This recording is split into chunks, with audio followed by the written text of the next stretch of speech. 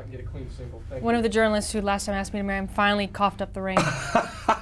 Here it is. Couldn't talk you into starting tied in on that. So you get the scoop now. You got the scoop. I'm engaged. There's I'm kind off of the an market. oral thing there Yeah, too. what's to keep me quiet? This is an unexpected sight I know. for me coming I'm very into interview. overwhelmed. Sandra Bullock is sporting quite a gem there. Yes, engagement ring. Is this Yes. a scoop? Yeah. I tied the knot. Going to. We haven't really discussed it yet, but quite a I knot. needed the ring, and he knew the style in which I'm accustomed to living in, and I needed something big. Looks more like a flashy. Gordian knot, yeah. Yeah, well, you know.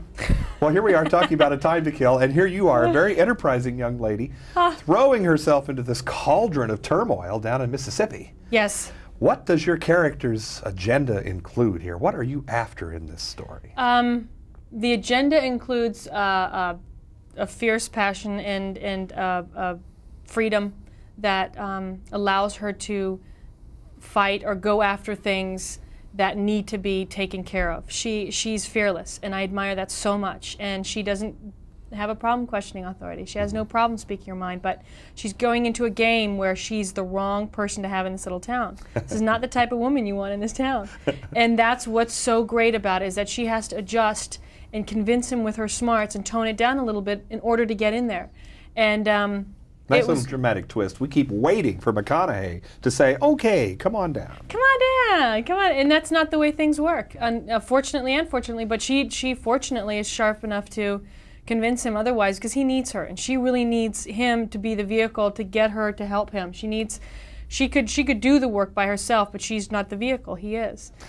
You are coming into this picture really riding quite a crest, and I'm wondering if there was any time while you were touring, doing backstage opera stuff in Europe, studying the piano, when you ever would have thought this direction would be the one. You mean this film, or just this lifestyle? This sort The of lifestyle, the actress thing? No, I mean, as an actor, yes. I always wanted to be a performer of some sort. It was either dancer, you know, not a piano player. It drove me nuts. But as some sort of artist, yeah, nobody ever thinks about this, because it's something that's so unfathomable, because it only happens to a very few percent.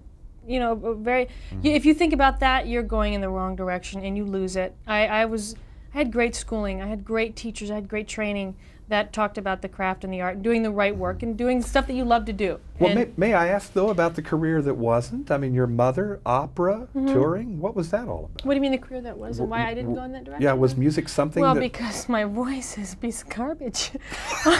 Well, I love music. Music is a huge part of my life. Sprechstimme or something. I danced all my life. That's something that I hold. It's a big passion for me, and it's a great release. Music plays a large part in my life, in the sense that every role I do, I seem to migrate towards one piece of music that I listen to before I go on that moves me into that place. And what was the music here, maybe? For A Time to Kill, it was this artist called D'Angelo, and this song called Brown Sugar, which is real R&B and spicy and very great and raw, and I would put it on every single day, and it drove the makeup and hair people to drink. Hi, She's how are waiting. you? But it's something that, it was part of the ritual that I had in getting ready every morning. There was a process that I needed to sort of lower the walls and How just does that go? The song? Yeah.